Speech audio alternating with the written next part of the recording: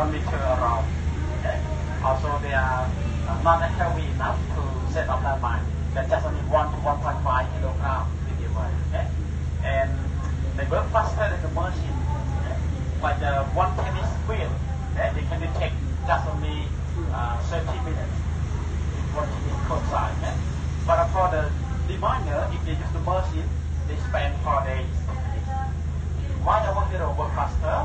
Because we train them to detect for explosive items. For landmine, they contain TNT, explosive smell. Our hero will detect and will scratch it. Okay, so they show us that they found the landmine by scratching. And with the other fragmentation, our hero they ignore. Okay, doesn't hear. Okay. So they are also smart and trainable. They are cheap and easy to breed. Okay? We breed them and we train them only in Tanzania. Okay? About 9 months to 1 year, when they are skillful, okay, they deploy to work with the program countries.